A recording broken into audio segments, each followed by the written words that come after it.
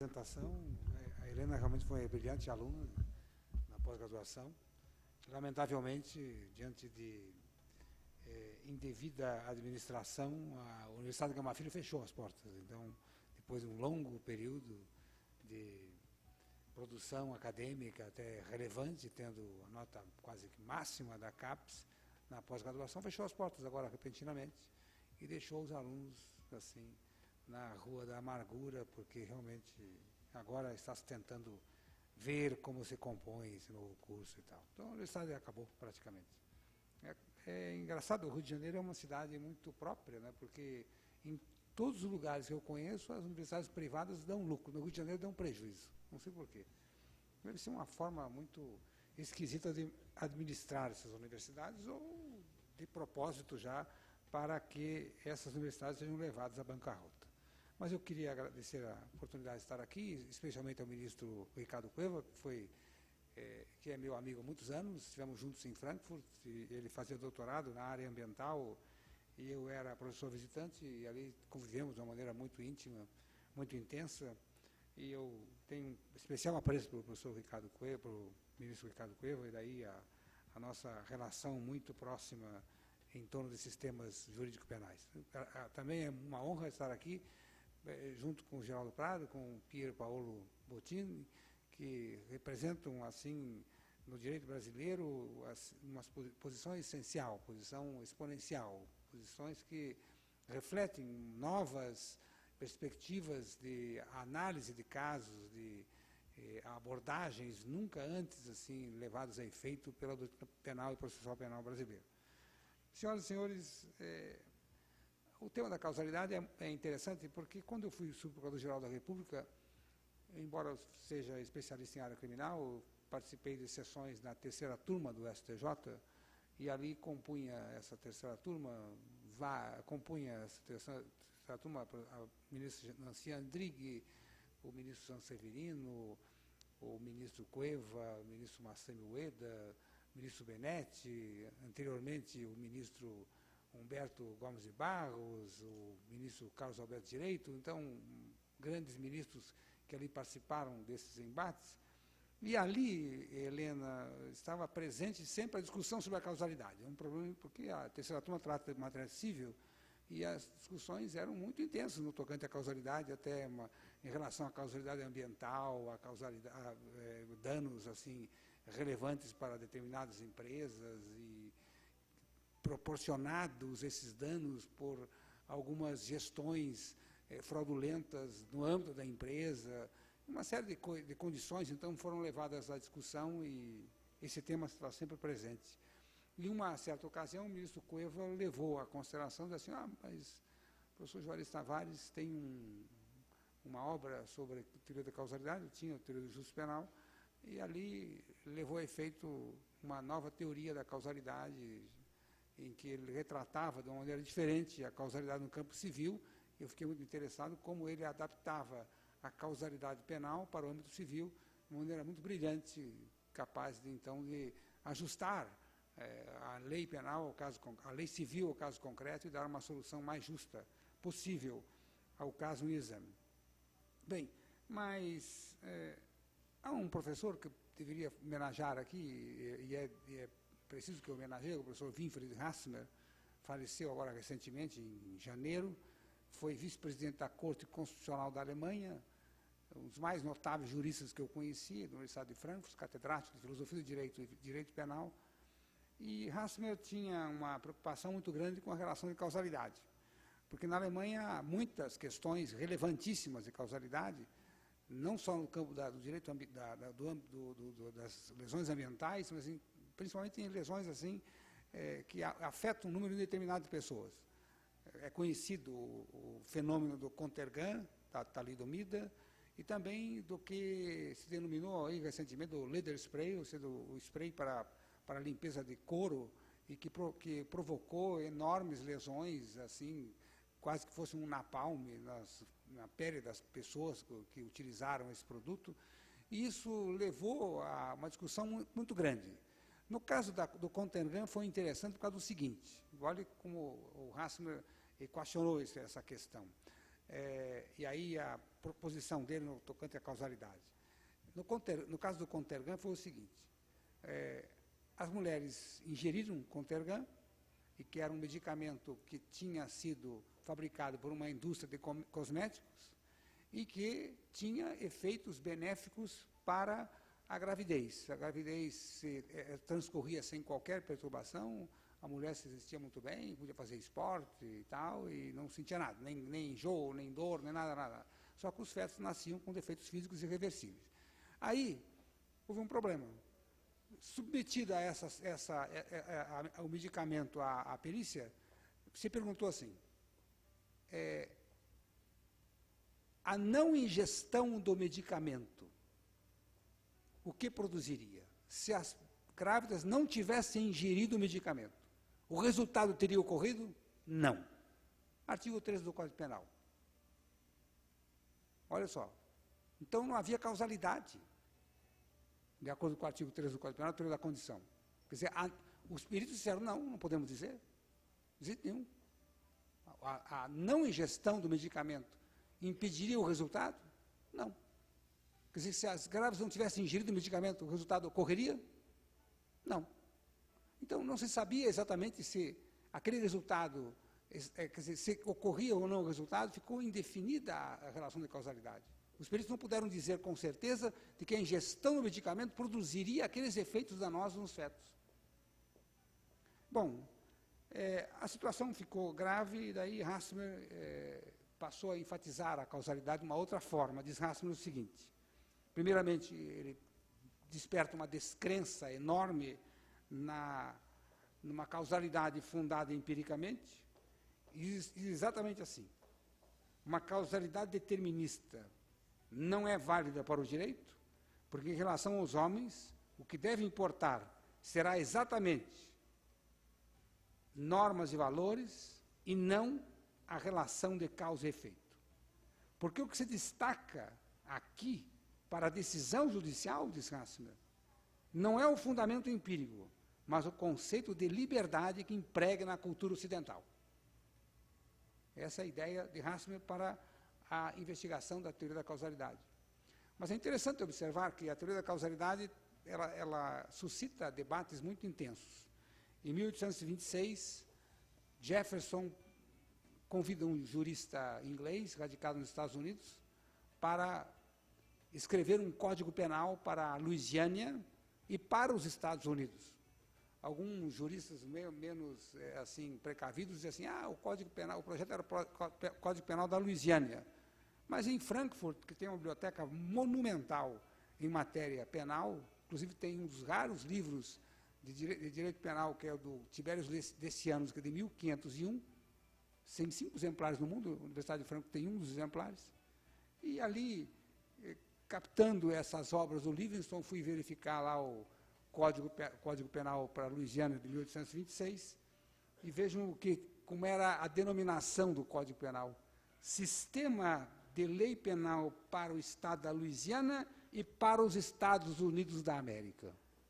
É que Jefferson queria impor um Código Penal para a Louisiana e também estender para os Estados Unidos da América, com uma finalidade específica, romper com a tradição do direito inglês. O direito americano deveria, então, conforme essa ideia do Jefferson, a partir daí, ser codificado como o sistema europeu. Só que o Jefferson tinha oposição muito grande no parlamento e perdeu a proposta. Não foi aprovado o projeto, nem para a Louisiana, nem para os Estados Unidos. O projeto ficou, então, como simples projeto. Mas nesse projeto constava o seguinte, interessante o que constava no projeto do Código Penal da Louisiana. Dizia assim o Código Penal da Louisiana, no artigo 1º, não há crime, isso é, não há nenhuma omissão ou nenhum ato pode ser considerado como criminoso se não causar um dano ao Estado, à sociedade e ao indivíduo. Vê-se, portanto, então, que naquele momento, em 1826, Livingston assinalava a necessidade da investigação da causalidade para configurar o sistema de delito. E Livingston ainda elabora um outro plano, com base na tradição do direito inglês, que ele traz para os Estados Unidos, dizendo o seguinte, que nenhum conceito jurídico, isso é interessante, nenhum conceito jurídico será válido se não puder ser demonstrado perante os tribunais na sua expressão empírica. Era justamente a influência do empirismo inglês na tradição do direito e expresso aqui nesse projeto de Código Penal de 1826. Esse projeto é importante porque é um projeto que foi influenciado diretamente do Código Criminal Brasileiro de 1830. O legislador brasileiro de 1830, Bernardo Pereira de Vasconcelos, foi realmente buscar no projeto Livingston algumas disposições importantes que caracterizaram as inovações do Código Penal Brasileiro de 1830. Então, o projeto é um projeto relevante e pouca gente conhece no Brasil, pouca gente dá importância a esse projeto. Mas nesse trabalho, que eu aqui pretendo desenvolver nesse pequeno lapso de tempo, eu quero apenas levar a cabo uma abordagem que Hasmer mesmo sintetizou e que poderia ser considerada como o ponto nodal de toda a discussão da causalidade, que é a seguinte: em que medida se pode confiar a afirmação da responsabilidade exclusivamente a dados empíricos e até que ponto se pode elaborar uma responsabilidade sem que deles prescinda? Quer dizer, uma responsabilidade que deles prescinda. Agregada a essa indagação, está também uma outra solução. Se a causalidade está subordinada a uma lei geral, ou se basta para a sua determinação o emprego de critérios lógicos de encadeamento. Essa é a grande questão da causalidade. Primeiramente, uma questão de responsabilidade, se é possível fundar-se uma responsabilidade exclusivamente por dados empíricos, até que ponto isso é possível, e até que ponto é possível fundar-se uma responsabilidade sem dados empíricos. E, por outro lado, se existe uma lei geral de causalidade, qual é ela? Qual é a lei geral de causalidade? O que é que anima a causalidade, em termos gerais? Ou se a causalidade é apenas uma expressão lógico-dedutiva e, consequentemente, uma expressão abstrata e sem nenhuma correspondência real. O que se pretende aqui analisar é o seguinte: é a possibilidade de uma causalidade que possa retratar tanto dados empíricos quanto dados normativos, mas vinculado a essa causalidade a um sistema jurídico, de forma que a decisão judicial, então, possa incorporar também na análise dos dados empíricos as limitações que a própria norma estabelece para a configuração desses dados empíricos. Então, os dados empíricos não são dados empíricos aleatórios, são dados empíricos capazes de serem formulados normativamente. Essa é a ideia exata de uma relação sistêmica de causalidade. Como disse a Helena, logo na minha apresentação, de uma maneira muito lúcida, em face da sistematização imprimida na teoria do crime, o primeiro passo para a fundamentação de uma teoria da causalidade foi justamente de orientar essa causalidade sobre uma base naturalística. Esse foi o sentido imposto pela doutrina penal, como a brasileira e a italiana, que contemplam de modo expresso a regra de causalidade.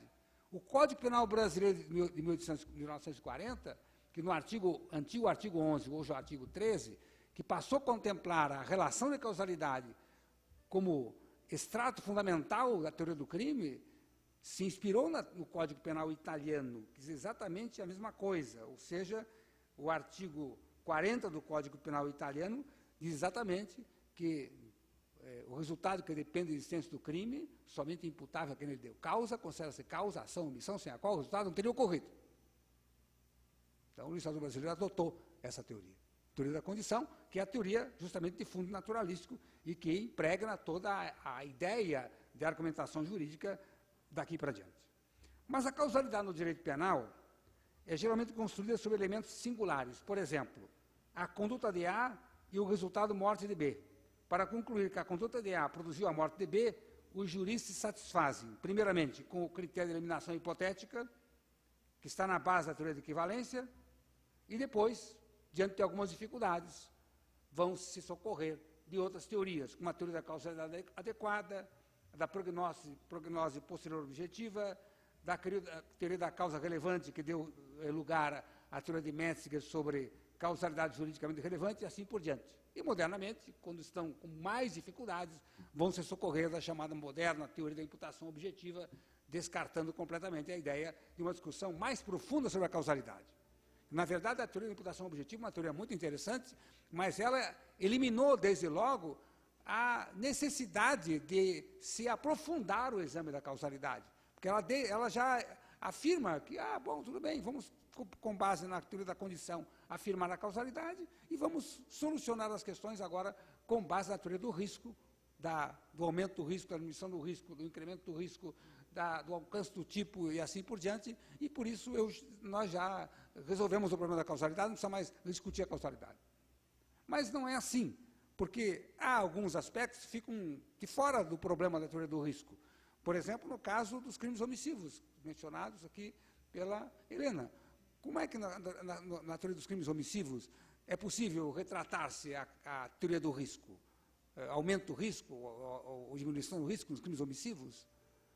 Há um célebre exemplo na Alemanha que se dá, e é uma discussão enorme sobre esse negócio, e que é o seguinte: no segundo andar de um prédio há um incêndio e está o pai com 2 crianças menores. E ele vai sair pela porta, não pode sair pela porta porque a porta está já contaminada pelo fogo, ele não pode sair pela porta. Daí ele olha pela janela e vê que está muito alto, né, 2 andares, para ele pular com as crianças não dá. Aí, lá embaixo, os vizinhos assim, joga as crianças, tal, estende um lençol e joga as crianças aqui que ele cai no lençol. O pai fica olhando assim, mas é um problema sério, né? Como é que eu vou jogar as crianças lá? Qual é a certeza que eu tenho de que essas crianças irão ser salvas jogando lá para baixo, jogando ali em cima do lençol. E agora, e se elas ficarem aqui, será que elas morrem? E onde é que está o corpo de bombeiros? Como acontece nas grandes cidades, ainda na Alemanha, apesar de toda a organização social, o corpo de bombeiro demorou. Né?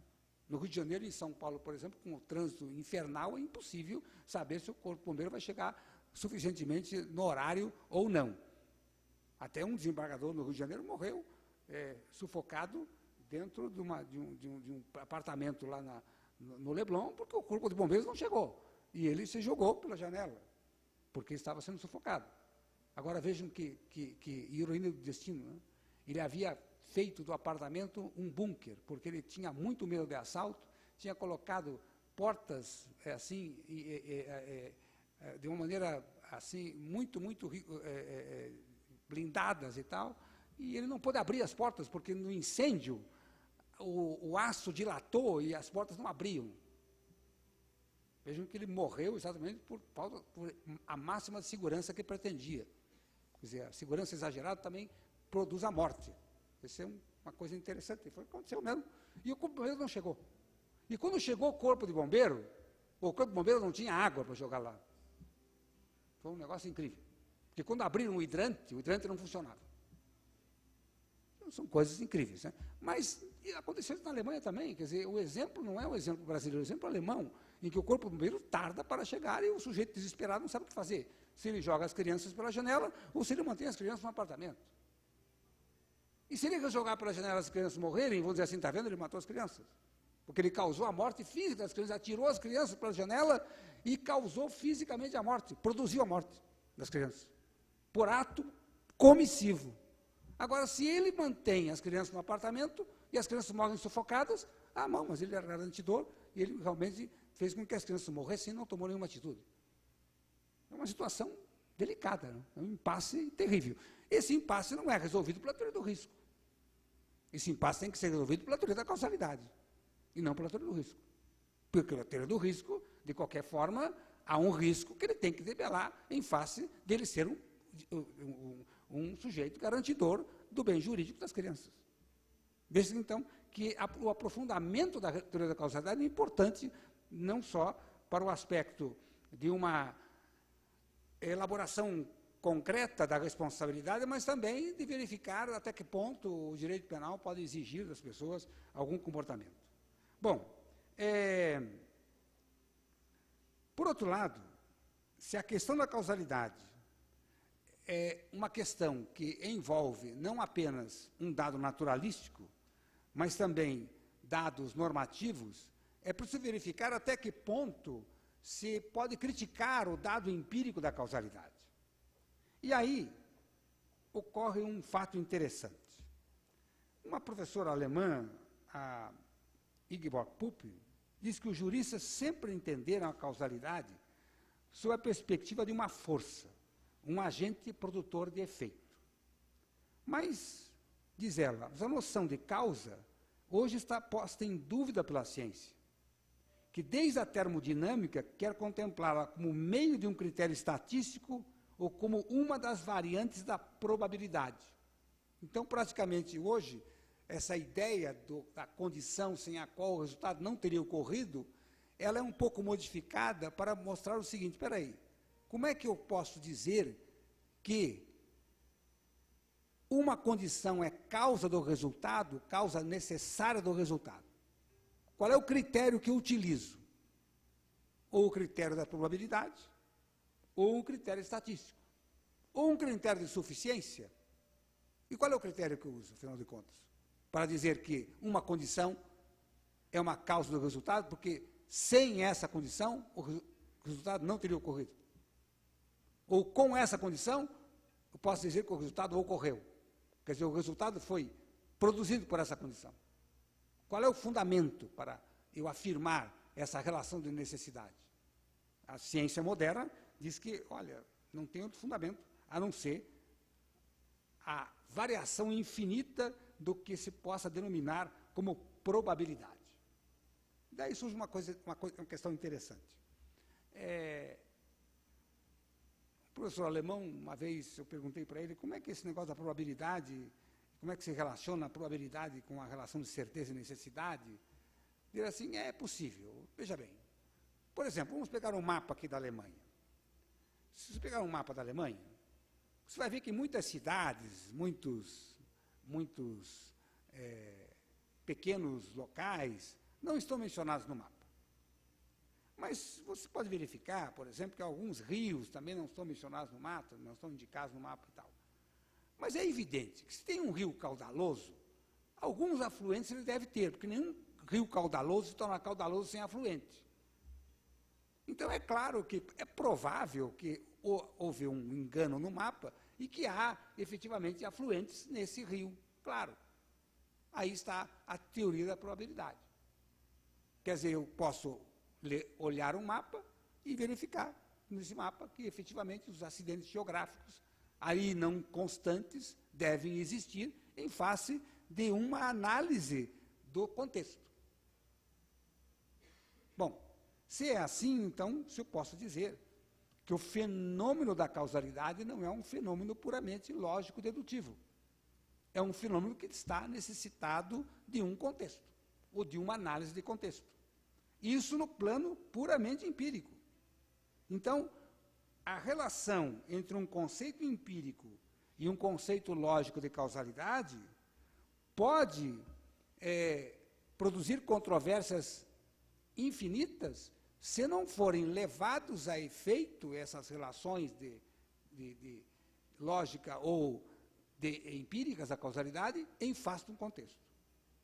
Então, se a questão da causalidade está enunciado, está vinculada a esses preceitos, se pode dizer que a responsabilidade daí decorrente está na dependência de um processo pelo qual se possa explicar por que determinada condição seja sine qua non para o resultado. A ciência da modernidade, houve um prêmio Nobel de Química, um russo naturalizado belga, Prigogine, dizia assim, que a ciência da modernidade, diz Prigogine, ela está subordinada a enunciados gerais. E uma das grandes conquistas da ciência da modernidade, diz Prigogine, é justamente o enunciado das chamadas leis naturais.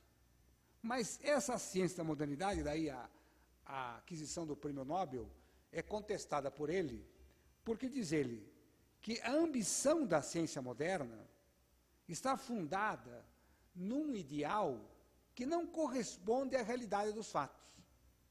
Porque não existe uma lei natural geral de toda a organização do mundo. O que existe são várias leis e várias formas de explicação dos fenômenos. Com base nessa ideia do Prigogine, se desenvolveu também uma outra ideia de tratar a causalidade separadamente do que se denominou de explicação causal. Então, daí, Helena, Quando você fala de teoria da causalidade, a teoria da causalidade é uma forma de explicação do fenômeno causal.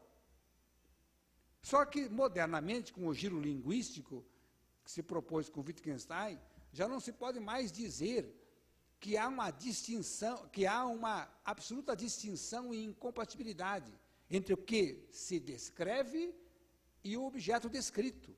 O objeto descrito, ele está intimamente vinculado à forma da sua descrição. É impossível descrever-se um objeto sem a formulação da sua descrição. Isso já havia sido pensado no século XIX. Um autor não muito lembrado modernamente, principalmente pelo pessoal que não gosta muito da esquerda, não importa se gosta ou não gosta, mas um autor que se ressaltou de uma maneira muito importante na filosofia política, que foi Karl Marx, diz o seguinte: olha, a realidade empírica não é uma realidade empírica tal como ela é, não. Ela é uma realidade empírica tal como é pensada como empírica. E essa é a ideia hegeliana da realidade. Justamente, a realidade é um objeto pensado, não um objeto real que está desvinculado do pensamento. Então, o giro linguístico mostrou que entre causalidade e explicação causal não há diferença. A causalidade, na verdade, é uma forma de se dizer, olha, esse fenômeno se dá desta maneira. Então, a explicação desse fenômeno, eu denomino essa forma de explicação de causalidade. E por que se chega a essa proposição? Porque, modernamente, se desenvolveu na ciência também, andei lendo alguns autores ingleses que trabalham a causalidade de maneira muito intensa, na ciência se chegou à conclusão de que há processos na natureza que não são causais. E agora, com a ciência da computação, isso se tornou mais evidente. Porque, por exemplo, quando se coloca numa relação o monitor de um computador e o disco rígido, e os programas que ali geram as imagens no monitor, as imagens, de vez em quando, tornam-se tão aleatórias que será impossível afirmar qual é a condição sem a qual aquela imagem não se produziria. Então, dizem os teóricos modernos da ciência da computação que há fenômenos na ciência quântica, etc. tal, que são não causais. Daí o problema da causalidade. Se há fenômenos não causais, então o mundo não é causal? Não. O mundo é explicado de conformidade com alguns fenômenos como causal, mas não necessariamente é causal. Isso importa para uma decisão judicial? David Hume, no célebre Inquirição sobre o Conhecimento Humano, traz um exemplo das bolas de bilhar, em que ele diz o seguinte, que é impossível, num jogo de bilhar ou de sinuca, impossível determinar-se se, ao se encostar com o taco na bola branca, se essa bola branca vai percorrer determinada linha diretiva e vai jogar as outras bolas na caçapa. Diz David Hume, isso é possível? Como é impossível? É possível que a bola branca realmente alcance a bola vermelha e a coloque na caçapa? É possível que a bola branca alcance a bola vermelha e não coloque na caçapa?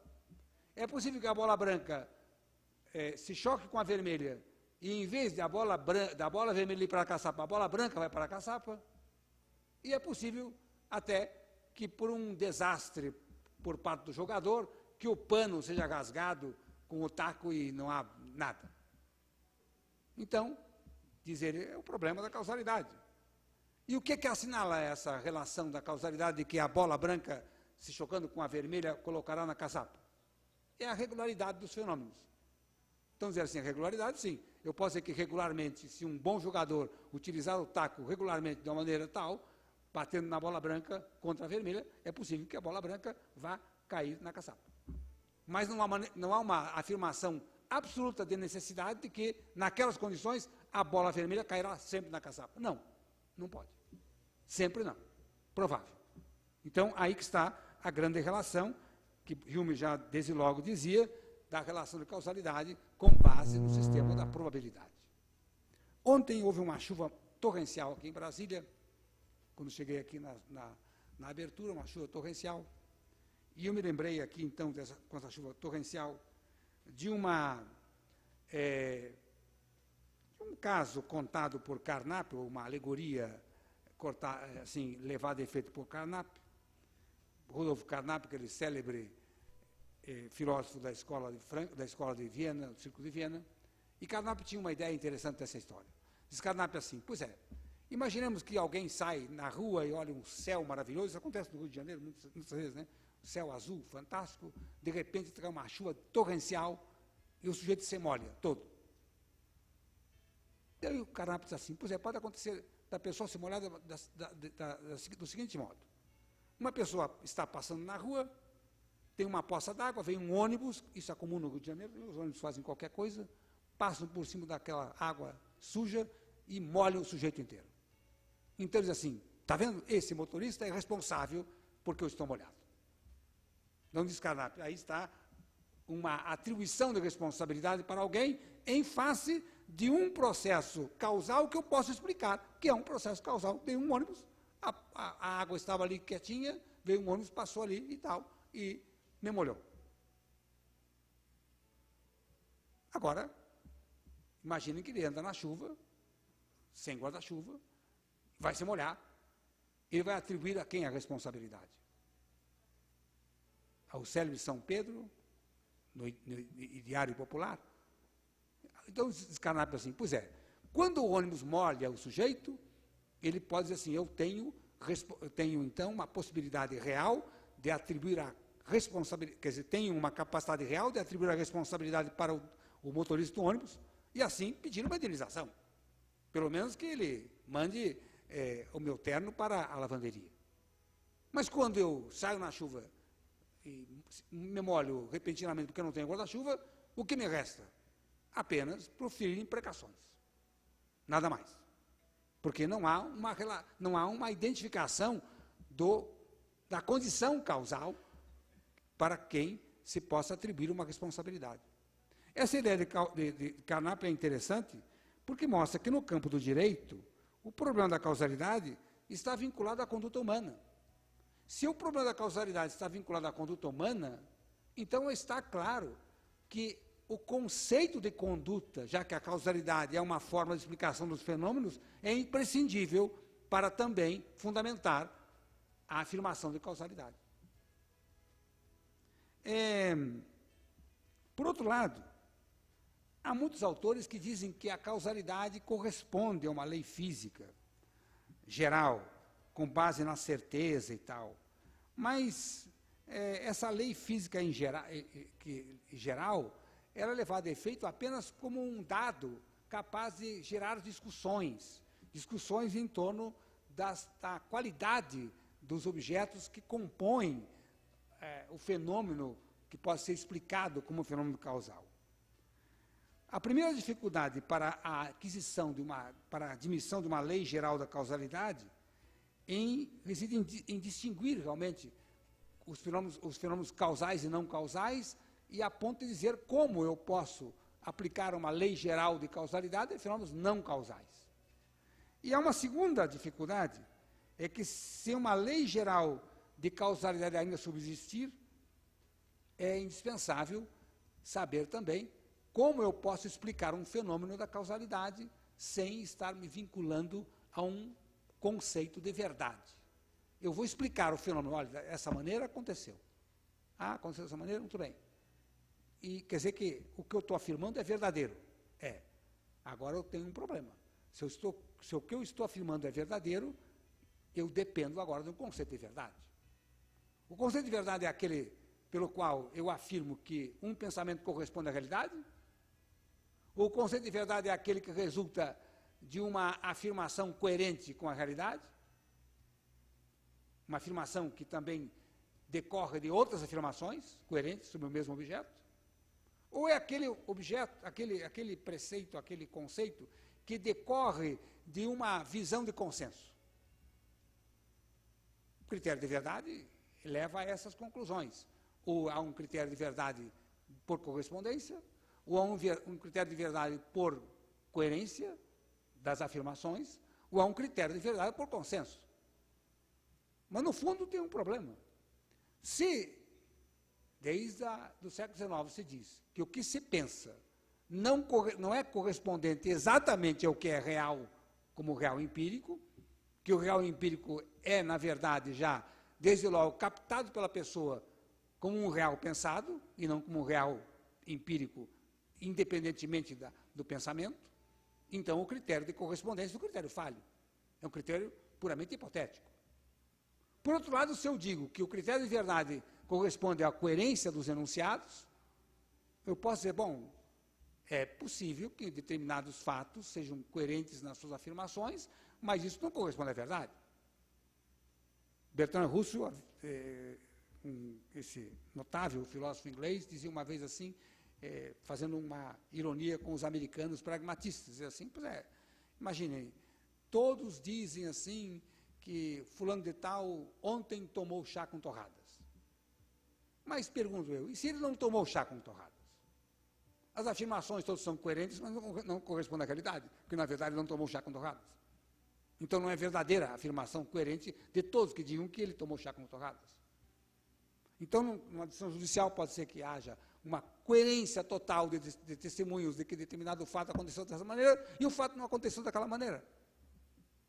Vejam, por exemplo, agora, na decisão da justiça japonesa, que é considerada uma justiça muito rigorosa e muito, assim, criteriosa também, que decidiu libertar um sujeito depois de 46 anos de condenação com todas as coerências possíveis e imagináveis, afirmativas da responsabilidade de estupro por parte daquele sujeito que estava ali levado à prisão. 46 anos.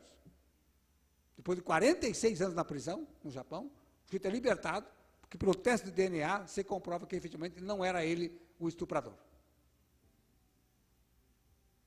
Vejam que a afirmação coerente não correspondeu à realidade. Precisou uma prova empírica para demonstrar que a afirmação coerente não correspondeu à realidade. Mas uma prova empírica que demorou 46 anos.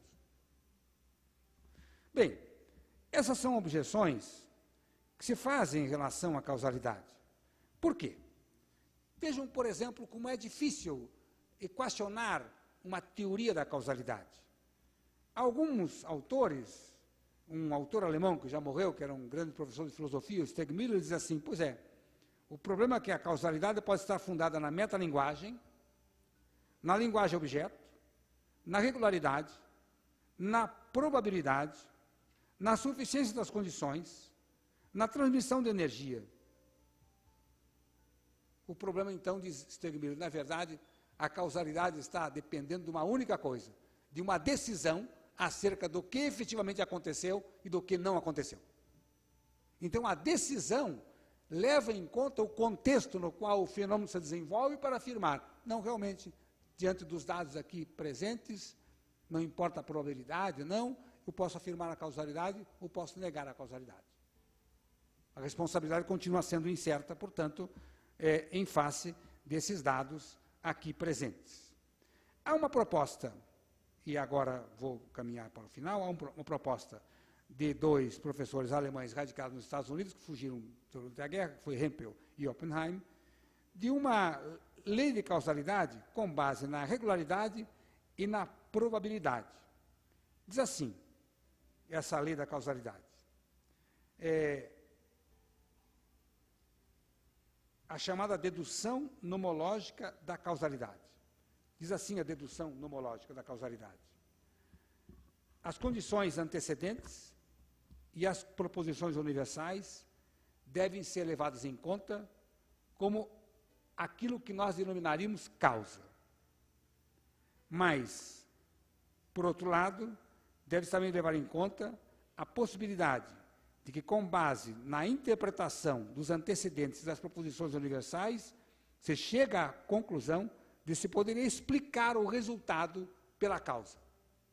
Essa é uma moderna concepção de causalidade que foi levada a efeito durante muitos anos na norma, nas leis, nas ciências sociais, e que se expôs, inclusive, a muitas críticas e a muitas afirmações positivas, e que ficou sendo um objeto assim bem saliente da moderna concepção de causalidade. E o que resultou dessa concepção nomológica de causalidade foi o seguinte: Hempel e Oppenheim dizem o seguinte: na relação de causalidade há dois segmentos. Há uma relação real, a qual não se pode nunca chegar, e que depende da perícia, e há uma relação lógica, que é uma relação vinculada à explicação causal. Essa se pode chegar. Nós podemos formular várias teorias sobre a causalidade, essas teorias vão explicar exatamente como nós entendemos o fenômeno. Ontem, o ministro Barroso dizia assim, pois há sempre duas facetas, algumas interpretações de uma maneira ou de outra maneira, são ambas válidas, não existe um critério único de decisão correta. Também no campo da causalidade, não há um critério único de decisão afirmativa da causalidade que possa dizer, bom, essa teoria é verdadeira ou essa teoria é falsa. Diante disso, o que acontece é que nós podemos equacionar a relação de causalidade dentro de um outro contexto. Partindo da ideia, por exemplo, de que o conceito de conduta não pode ser um conceito vinculado exclusivamente na relação entre causa e efeito, mas que o conceito de conduta também está vinculado aos contextos, ao chamado mundo da vida, no qual a própria relação de causalidade se expressa. Então, o mundo da vida é que vai disciplinar a decisão judicial sobre a explicação do fenômeno causal. Aí podemos invocar, inclusive, a ideia de Habermas, das chamadas ações estratégicas, ora comunicativas, ora estratégicas, para mostrar que há uma necessidade de que a conduta humana seja conceituada a partir de sua relação com o mundo vital, e que vai fornecer, inclusive, os atributos adequados de sua identificação. E essa ideia de vincular, então, a conduta humana ao mundo real, ao mundo social, ao mundo vital, denominado por ele, e também, com isso, possibilitar que a decisão judicial sobre uma relação de causalidade possa ser uma decisão que não se apegue exclusivamente ao empírico, mas que leve em consideração o empírico e o vincule ao normativo, de modo a delimitar o âmbito da análise do empírico. Vejam, voltando à história do assunto do Contergan. Interessante. Os peritos diziam assim, perguntado pelo Ministério Público da Alemanha: peritos, os senhores podem afirmar que a ingestão desse medicamento produziu os efeitos danosos nos fetos? Os peritos disseram assim, não podemos afirmar. Mas daí se inverteu a ideia de indagação. Um sujeito teve a ideia de dizer o seguinte ao perito: os peritos podem dizer o seguinte: se a ingestão do medicamento aumentou a chance de que aqueles efeitos se produzissem, sim, aumentou. Com base em quê? Com base numa análise puramente biológica dos efeitos do medicamento? Não, com base no contexto. Qual era o contexto? Todas as mulheres que tiveram os fetos defeituosos usaram o medicamento. Nenhuma mulher que teve os fetos defeituosos deixou de usar o medicamento. Esse é o contexto. Então, a causalidade não é uma causalidade que deva ser apreciada exclusivamente com base num dado empírico resultante de uma perícia indicativa daquele dado. É a explicação que se dá ao fenômeno em face do contexto. Esse é o dado. Por outro lado, vê-se, por exemplo, que esse contexto vai impor uma outra determinação de causalidade. Suponhamos aqui, e essa é a ideia, em termos funcionais, suponhamos que uma pessoa dirija em excesso de velocidade por uma determinada via.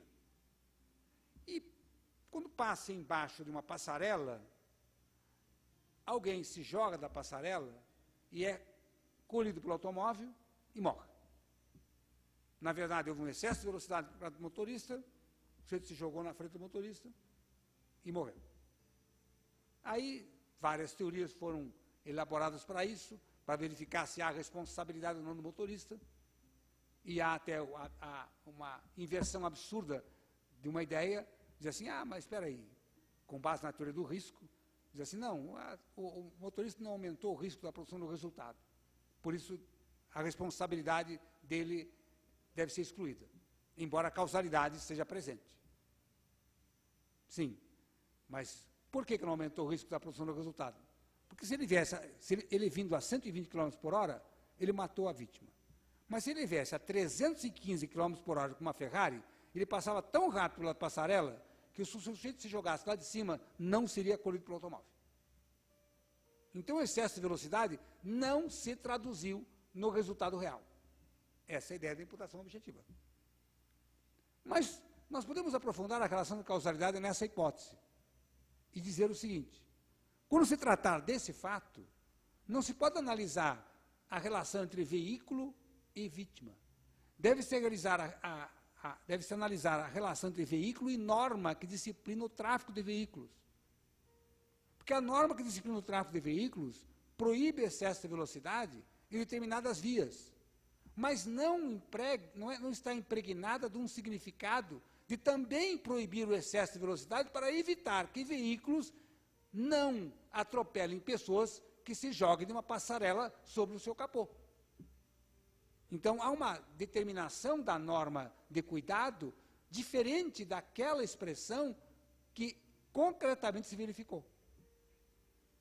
Diferente a ideia, por exemplo, eu estava na UERJ um dia, estava atravessando ali a rua da UERJ, pegar um táxi, e de repente não tinha ninguém na rua.